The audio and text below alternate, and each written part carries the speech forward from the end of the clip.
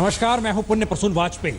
तूफान से शुरुआत, इन तस्वीरों को देखिए। ये तस्वीरें लगातार आंध्र प्रदेश और तमिलनाडु के जो इलाके हैं समुद्र से, उन इलाकों में 192 किलोमीटर प्रति घंटे की रफ्तार से यह हवा चल रही है।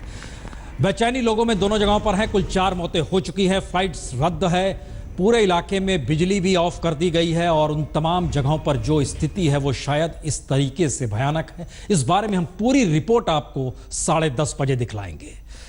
लेकिन दस्तक में बात आज उस दस्तक की होगी जिसमें लगता ऐसे है कि पहले करप्शन सिस्टम का हिस्सा था। सिस्टम से बेफिक्रे आपको जहन में फिल्म आ रही होगी, फिल्म की तरफ ध्यान ना दीजिए, बेफिक्र हो जाइए और इस सिस्टम की स्थिति को समझने की आज कोशिश कीजिए कि जिस दौर में यह देश चल रहा है, जी रहा है, आगे बढ़ रहा है, वो कौन से हालात हैं जिसमें एक तरफ कतार है और दूसरी तरफ घर में गड्डियां दर गड्डियां लोगों के पास जमा है। कौन है ये लोग?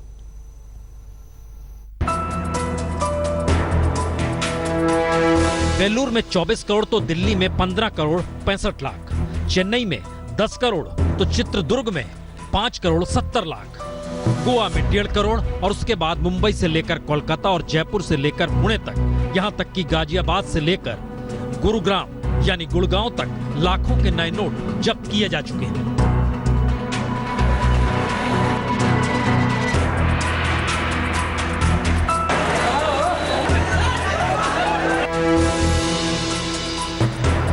और देश के सिर्फ 16 ही नहीं बल्कि 32 जगहों से जो अवैध नए नोटों को पकड़ने का सिलसिला इस दौर में जारी है, या कहें 500 और 2000 के नए नोट निकलकर सामने आ रहे हैं, उसमें सबसे बड़ा सवाल तो यही उठ चला है कि पकड़ने वालों की पीठ थपथपाई जाए या फिर नोट पहुंचाने वालों को सजा दे दी जाए।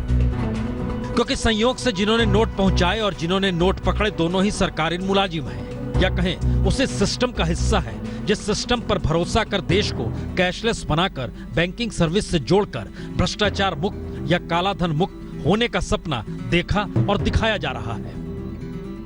हर किसी को उसके पैसे उपयोग करने का हक है, कोई रोकता नहीं है, लेकिन जरूरी नहीं कि हर बार नोट हाथ में हो तभी उपयोग हो। आज व्यवस्थाएं बहुत उपलब्ध है, आप अपने मोबाइल फोन से भी अपने सारे रुपये जहां खर्च कर रहे हो कर सकते हो। आपके पाई पर आपका हक है। तो क्या ये वाकई सपना है? क्योंकि नोटबंदी से पहले जो सिस्टम था वो करप्ट था। नोटबंदी के बाद जिस साफ सिस्टम की वकालत की जा रही है उसी में करप्शन है और बैंकिंग सर्विस में भ्रष्टाचार है। इसे पीएमओ भी अगर मान रहा है तो उसे स्टिंग कराने की जरूरत पड़ रही है। तो देश के 3 सच से आंख मत मूंदिए। पहला, सिस्टम ठीक तभी होगा जब देश में इंफ्रास्ट्रक्चर होगा। दूसरा, इंफ्रास्ट्रक्चर तभी होगा जब जनता सिस्टम का हिस्सा होगी। और तीसरा, जनता सिस्टम में तब्दील तभी होगी जब सत्ता जनता के बीच होगी। पैसे की किल्लत है, लोग आते हैं वापस जाते हैं। अब जिसको जरूरत 5000 की है उसको 500 रुपया मिलता है। हफ्ता हो गया, रोज डेली आवा, 2 बार भी आवा दिन में। अभी तक हुआ नहीं आपका? नहीं। और ध्यान दें तो अभी तक सत्ता का मिजाज जनता को सरकार के रहमो करम पर रखने वाला ही है। यानी देश का किसान मालामाल नहीं हो सकता, देश का मजदूर 2 जून के लिए भटकना छोड़ नहीं सकता। 70 करोड़ की आबादी के लिए सरकार के पास सिर्फ मदद या राहत पैकेज ही है, जिसे वही सरकारी कर्मचारी या संस्थान पहुंचाते हैं जो करप्ट है। तो फिर नोटबंदी के बाद सिस्टम का दायरा जब बैंकिंग सर्विस और तकनीक पर आ टिका है और नोटों के उत्पादन से ज्यादा नोटों की मांग है, तो फिर सिस्टम को और ज्यादा करप्ट होने से कौन सा सिस्टम रोक पाएगा? क्योंकि 25 बरस की बाजार इकोनॉमी के सामने सबसे बड़ा संकट अपने मुनाफे को बैंक से निकालने का है। और मुनाफे पर टिकी बैंकिंग सर्विस देश में मुनाफा बनाने वालों की कमाई पर ही टिकी है। यानी नोटबंदी से पहले सिस्टम करप्ट था, नोटबंदी के बाद करप्शन ही सिस्टम हो रहा है। यह वाकई बेहद अबूझ पहेली की तरह है कि एक सिस्टम का मतलब यह होता है कि संस्थाएं काम अपनी जगह पर कर रही है। और दूसरा सवाल यहीं से खड़ा होता है, अगर काम करने वाली संस्थाओं में भी स्थिति सिमटते चले जाए तो वो काम करने वाली संस्थाएं अगर करप्ट होने लगेगी तो आप क्या करेंगे? जिक्र हम क्यों कर रहे हैं, आइए जरा समझने की कोशिश करें। हर अर्थशास्त्री बैठता है अपने हिसाब से गणित लगाता है कि दरअसल 30 तारीख के बाद स्थिति कैसे क्या होगी। अगर यह देश बैंकिंग सर्विस की पटरी पर ही दौड़ने लगे, कब दौड़ेगा, कैसे दौड़ेगा, कितना वक्त चाहिए? जरा रिपोर्ट देखिए, समझ जाइएगा। तो देश के 1,30,000 बैंक शाखाओं में से 500 बैंकों में स्टिंग और किसी ने नहीं, पीएमओ ने कराया। पीएमओ यानी प्रधानमंत्री का दफ्तर। और खबर आ गई कि जहां जहां स्टिंग हुआ वहां वहां गड़बड़ी हुई, तो अब उन्हें बख्शा नहीं जाएगा। कोई बच भी नहीं पाएंगे। जो लोग गड़बड़ किए हैं, सरकार का निर्देश का उल्लंघन किया है, तो उसके खिलाफ कड़ी कार्रवाई भी होगा। यानी जो भ्रष्टाचार होना नहीं चाहिए वो भ्रष्टाचार देश की सफाई के लिए उठाए गए सबसे बड़े कदम के तौर पर वही बैंकिंग सर्विस कर रही है जिस बैंकिंग सर्विस पर सरकार को भरोसा है कि आने वाले वक्त में यही तरीका देश को बचा सकता है। यानी भ्रष्टाचार खत्म कैसे हो, इसका उपाय किसी के पास नहीं। तो क्या देश स्टिंग ऑपरेशन के आश्रय चल सकता है? ये सवाल कल भी था, ये सवाल आज भी है। याद कीजिए, कल केजरीवाल के लिए यह हथकंडा था और अब प्रधानमंत्री मोदी की जरूरत है कि अब अगर किसी दफ्तर में जाओ और अगर आपसे कोई पैसे मांगे, कोई रिश्वत मांगे, रिश्वत देने से मना मत करना, उसको पकड़वा देना रंगे हाथों, और आपका काम करवाने की जिम्मेदारी मेरी है। बैंक वाले जेल में जा रहे हैं, बड़े बड़े गड्ढे लेकर के भागे हुए लोग जेल जा रहे हैं। उनको लगा था कि ठीक है, मोदी जी 1,500 की बंद कर देता है, हम पिछले दरवाजे से कुछ कर लेंगे। लेकिन उनको मालूम नहीं था मोदी ने पिछले दरवाजे पर भी कैमरे लगाए हुए हैं, ये सब के सब पकड़े जाने वाले। तो ये भी मान लिया जाए कि हर जगह कैमरा लगा होगा, हर जगह पर सीधे सत्ता नजर रखेगी, यानी कोई भ्रष्ट ना हो या बैंक इस तरह कैश ना बांटे जैसा स्टिंग ऑपरेशन में नजर आया होगा। तो अगला सवाल यह है कि कैशलेस करप्शन पर रोक के लिए कौन सा स्टिंग होगा, क्योंकि जनता का ही बैंकों में जमा रुपया कॉर्पोरेट में बांटा गया, जो कैश नहीं चेक या खातों में ट्रांसफर कर दिखाया जाता है। और उसी कड़ी में नॉन परफॉर्मिंग एसेट यानी एनपीए की राशि बीते 10 बरस में 10 लाख करोड़ से ज्यादा की हो चुकी है। तो क्या जिन बैंक मैनेजरों ने जिन राजनेताओं के कहने पर जिन कॉर्पोरेट को करोड़ों रुपया कर्ज दिया और जो कॉर्पोरेट जिन राजनेताओं के कंधे पर सवार होकर बैंकों को कर्ज की रकम नहीं लौटा रहे हैं, क्या वो करप्शन नहीं है? और है तो उसके लिए कौन सा कानून किस तरह देश में काम कर रहा है? यानी मौजूदा वक्त में भी तकरीबन 1.25 लाख बैंकों में हो क्या रहा है, इसका सरकार को कुछ पता नहीं, या कहें सरकार चाहकर भी कुछ नहीं कर सकती। और अगर सरकार ये सोच रही है कि आने वाले वक्त में बैंकिंग सर्विस के दायरे में समूचा देश होगा और बैंकिंग सर्विस पर निगरानी रखकर इकोनॉमी के करप्शन को खत्म किया जा सकता है, तो ये नजरिया कब कैसे पूरा होगा कोई नहीं जानता। क्योंकि फिलहाल 97 बैंकों के 1,30,000 शाखाएं देश भर में है और बीते 10 बरस यानी 2005 में 284 बैंकों की 70,373 शाखाएं देश भर में थी। यानी ध्यान दीजिए, तो पिछले 10 बरस में बैंकों की तादाद कम होती चली गई, शाखाएं दुगनी जरूर हो गई। लेकिन देश का सच यही है कि दुगनी हुई शाखाओं के बावजूद 93% ग्रामीण भारत में बैंक है ही नहीं। शहरों में प्रति बैंक शाखा औसतन 10,000 लोग हैं और मौजूदा वक्त में प्रतिदिन नोट बांटने की प्रति शाखा कैपेसिटी महज 500 लोग है। यानी मौजूदा सिस्टम को ही पटरी पर लाने के लिए जो इंफ्रास्ट्रक्चर चाहिए उसमें कई गुना सुधार की जरूरत है, और ये जरूरत कितने दिनों में कैसे पूरी होगी कोई नहीं जानता। तो अगला सवाल ये हो सकता है, क्या स्टिंग ऑपरेशन सिर्फ ये बताने के लिए है कि सरकार काम कर रही है? और यही वजह है कि कई जगहों तो लोगों का गुस्सा भी फूटा। पब्लिक को पैसा नहीं दे रही है, पुलिस के आदमी अंदर जा रहे हैं और जो कुछ सोर्स वाले हैं कॉल कर रहे हैं और इमीडिएट अंदर जा रहे हैं, कैश लेके आ रहे हैं बैग भर के और उसके बाद जा रहे हैं। पब्लिक परेशान है, पैसा है इनके पास लेकिन नॉर्मल पब्लिक को नहीं दे रही है। अपने बंदों के सेल्फ पे चेक लेते हैं और उनको भेज देते हैं कि जाओ आपकी पेमेंट लंच टाइम में ले जाना आगे। सेल्फ पे चेक पे 6 बजे के लाइन में लगे हुए हैं। हम इनसे स्टेटमेंट चाहते हैं 1 वीक की कि कितनी पेमेंट ये पर बंदे को दे रहे हैं। और फिर सवाल यह भी हो सकता है, क्या स्टिंग का शगुफा आने वाले दिनों में बैंक कर्मचारियों पर लगाम लगाने के लिए छेड़ा गया? Prime Minister is now taking a diversionary tactics. This is only to divert the attention of the people from the miserably failed experiment of demonetization. हो जो भी, लेकिन स्टिंग से सरकार या सिस्टम नहीं चल सकता।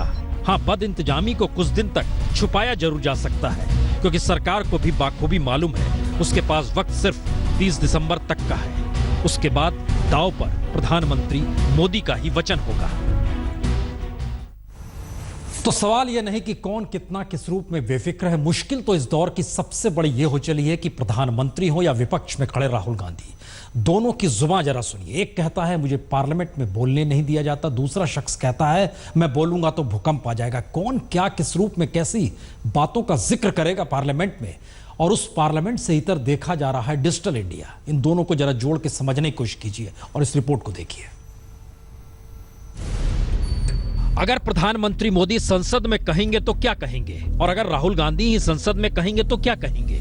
जाहिर है बैंकिंग सर्विस, टेक्नोलॉजी और कैशलेस पेमेंट के जरिए काले धन, भ्रष्टाचार पर नकेल से आगे प्रधानमंत्री क्या कह सकते हैं, और राहुल गांधी नए हालातों में इन्हीं सबसे पैदा हुए मुश्किल हालात से आगे क्या कहेंगे। जो जन रैलियों में प्रधानमंत्री के तेवर के अक्स में संसद में मोदी के कहने का इंतजार करें तो हो सकता है प्रधानमंत्री मोदी सीधे देश के बिगड़े हालात के लिए नेहरू गांधी परिवार को कटघरे में खड़ा कर सकते हैं। भ्रष्टाचार और काले धन को आश्रय देने वाली व्यवस्था के लिए गांधी परिवार को सबसे भ्रष्ट बतला सकते हैं। सरकार कहती है प्रधानमंत्री आकर के कहने को तैयार है, लेकिन उनको मालूम है उनका झूठ टिक नहीं पाता है, और इसलिए वो चर्चा से भागते रहे हैं। और इसलिए लोकसभा में मुझे नहीं बोलने दिया जाता, मैंने जनसभा में बोलने का रास्ता चुन लिया है। वहीं दूसरी तरफ राहुल गांधी जो कहते हैं कि भूकंप आ जाएगा तो फिर मुश्किल हालात में प्रधानमंत्री मोदी को नीरो करार दे सकते हैं, जो देश के जलने पर ईमानदारी की बांसुरी बजा रहे हैं। If they allow me to speak in parliament, you will see what an earthquake is going to come. यानी संसद में क्या कोई नेता ये कहने की हिम्मत दिखा पाएगा कि संसद ही जिस जमीन पर खड़ी है और उसमें बैठकर देश के नाम संबोधन का जो जुमला हर राजनीतिक दल गढ़ रहा है, क्या उस जमीन से जनता का वाकई कुछ जुड़ाव है या कुछ लेना देना है।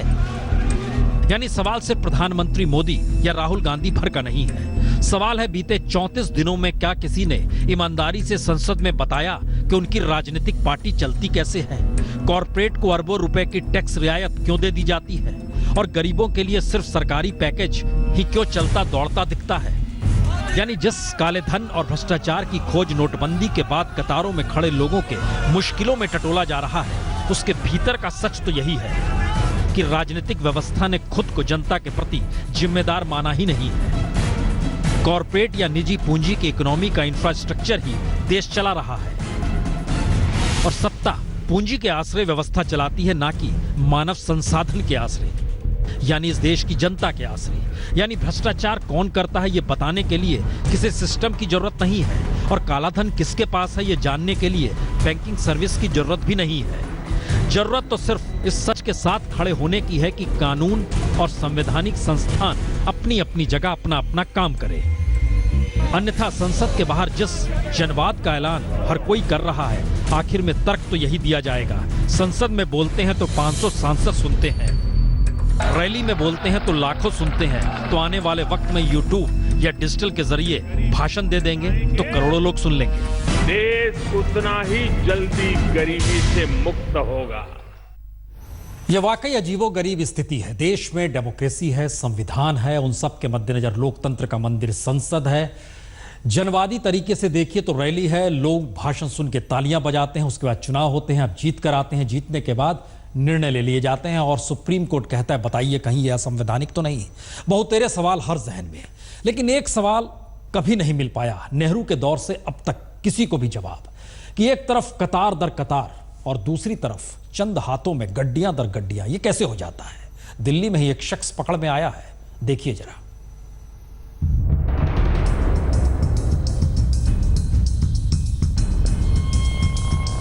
लॉ फॉर्म चलाने वाले रोहित टंडन और नोटों की गड्डियां, और इन सब के बीच दुबई में एक घर, दिल्ली के पंचशील में 2 मकान, दिल्ली के जोरबाग में 100 करोड़ का बंगला और पॉलिटिकल नेक्सस अलग का। तो रोहित टंडन भी उसी देश के नागरिक हैं जिस देश में बीते 34 दिनों में जितनी रकम ग्रामीण भारत के एटीएम में नहीं बटी, उससे ज्यादा की अवैध रकम की जानकारी दिल्ली के इस शख्स के जरिए पता चल रही है। और करेंसी भी नई, गड्डियां नए नोटों की जो आम लोगों को मयस्सर नहीं, लेकिन खास लोगों के बक्से में, बोरों में भी बंद। और तो और पुराने नोटों को बदलने के लिए ठिकाना भी ये टंडन का व्हाइट हाउस ही है। यानी करोड़ों के वारे न्यारे दिल्ली में बैठकर कोई कैसे कर सकता है। क्या ये मान लिया जाए कि ईडी या इनकम टैक्स अधिकारियों को पहले पता ही नहीं था, या फिर लीगल फॉर्म चलाने वाले टंडन सिस्टम की कमजोरियों से वाकिफ थे? क्योंकि नोट जिस तरह टंडन के घर तक पहुंचते वह किसी भी संवेदनशील सरकारी दफ्तर की सिक्योरिटी से कहीं ज्यादा सिक्योरिटी में पहुंचते।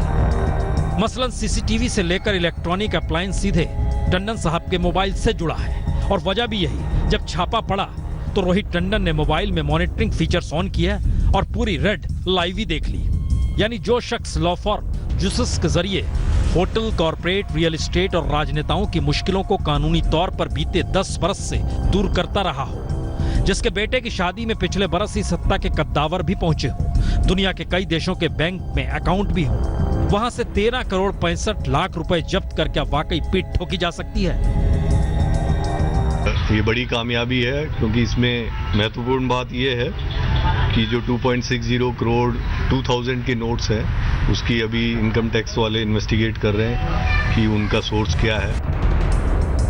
या फिर यह मान लिया जाए कि अब सरकार जिस तरह देश के करोड़ों खातों की जांच कर रही है और 3 दिन पहले ही सीबीडीटी ने जिस तरह इनकम टैक्स एक्ट 1961 के सेक्शन 119 के जरिए यह संकेत दिए कि अगर नए खातों की जांच करते वक्त पुराने खातों में भी गड़बड़ी मिलेगी तो फिर पुराने असेसमेंट को भी दोबारा खंगाला जाएगा। तो सवाल 2 सीधे हैं। पहला, क्या सरकार अब देशी कालाधारकों पर नकेल कस उनसे देश के लिए पूंजी निकलवाना चाहती है? दूसरा, सरकार गड़बड़ी कर चुके पुराने बही खातों को भी अपराध की श्रेणी में रख टैक्सी वसूलेगी? क्योंकि हर बार सवाल तो वहीं घूम कर आ जाता है, जब देश में कानून कालाधन बनाने वालों के खिलाफ है तो फिर कालाधन बनाना इतना आसान क्यों है, और सजा के बदले टैक्स देकर काले को सफेद क्यों बनाया जा सकता है? इसके लिए 10,000 करोड़ के रसूख वाले रोहित टंडन पर क्या कार्रवाई होती है? शायद इंतजार इसका करना होगा। सिस्टम क्या धंधे में तब्दील हो गया है? सियासत क्या धंधे को देखती है? हर कोई मुनाफा देखता है, क्योंकि इस देश में वाकई पैसा कमाना अगर एक तबके के लिए बेहद आसान है तो फिर टैक्स चुकाना, चाहे वो कितनी भी पेनल्टी क्यों ना हो, उसे देकर किसी को सजा होती नहीं है। तो फिर कानून किस काम के? बहुत तेरे सवाल।